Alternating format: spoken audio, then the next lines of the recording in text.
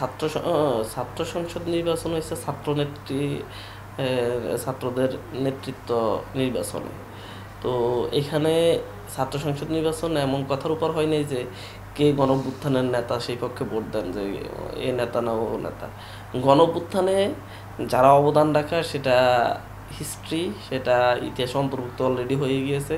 কারা গণঅভ্যুত্থানের সামনে সারিতে ছিল, নেতৃত্ব দিয়েছে, লিড দিয়েছে। কিন্তু ছাত্র নেতারা সাধারণত ছাত্র রাজনীতি যারা করে তাদের মধ্য থেকে হয়, যারা ছাত্রদের সাথে এঙ্গেজ থাকে, দীর্ঘ সময় ধরে ইয়ে থাকে। তো সেই ক্ষেত্রে বাকশাস একটা নতুন রাজনৈতিক দল, ছাত্র সংগঠন। সেই জায়গায় বাকশাস তাদের হল কমিটিও দিতে পারে না, তাদের কোনো ধরনের একাডেমিক কমিটিও দিতে পারে না। তারা শুধুমাত্র একটা ছোট কমিটি নিয়ে, ঢাকা বিশ্ববিদ্যালয়ের কমিটি নিয়ে তারা পরিচালিত হয়েছিল, কেন্দ্রীয় কমিটি নিয়ে, দুইটা কমিটি নিয়ে। তো একটা নতুন রাজনৈতিক দল, তাদের তো হচ্ছে গুছিয়ে নিতেও সময় লাগবে, তাদের জন্য এটা খুবই নতুন অভিজ্ঞতা। তারপরও তারা প্রায় 20টা পদে ঢাকা বিশ্ববিদ্যালয়ের হল সংসদ, কেন্দ্রীয় সংসদ মিলে 20টার উপরে বিভিন্ন পদে বিজয়ী হয়েছে, বিভিন্ন হলের ভিপিজিএস হয়েছে। এটা অনেক। 4 গুণ শক্তিশালী এনজাইম ও অধিক ফেনা সমৃদ্ধ অরিক্স সিলভার ওয়াশ মাত্র 70 টাকায়। বাকশাসের জন্য এটা অনেক বড় পাওয়া। সুতরাং হচ্ছে সামনের দিকে বাকশাস আস্তে আস্তে আরও, এখন তো জাতীয় ছাত্রশক্তি হচ্ছে, তো জাতীয় ছাত্রশক্তি সামনের দিকে আরও অভিজ্ঞতা অর্জন করবে, সামনের দিকে আরও ভালো করবে, শিক্ষার্থীদের হয়ে কাজ করবে। অ্যাজ এ ছাত্র সংগঠন তারা শিক্ষার্থীদেরকে নিয়ে কাজ করার তেমন একটা সময় পাই নাই।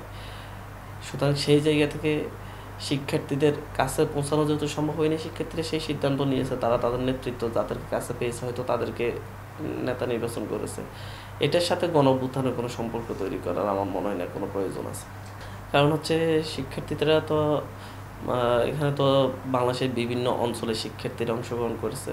তারা বিশ্ববিদ্যালয়ের জন্য যেই নেতৃত্বকে পছন্দ করেছে, সেই নেতৃত্বের পক্ষে তারা সেখানে প্রচারণা চালাতেও পারে, নাও চালাতে পারে। আবার বিশ্ববিদ্যালয়গুলোর শিক্ষার্থীরা যে নেতৃত্বকে গ্রহণ করেছে সেই নেতৃত্ব যে আবার গ্রামীণ পর্যায়ের লোকজন গ্রহণ করবে বা শহুরের লোকজন গ্রহণ করবে, এটারও কোনো নিশ্চয়তা নেই। এটা বিভিন্ন আঙ্গিকে এটাকে বিশ্লেষণ করা যায়। এটা আগামী নির্বাচনে দেখা যাবে আসলে এটা কতটুকু প্রভাব রেখেছে। তবে আমার মনে হয় না এটা বিরাট কোনো প্রভাব রেখেছে, তবে কিছু প্রভাব তো অবশ্যই রাখবে।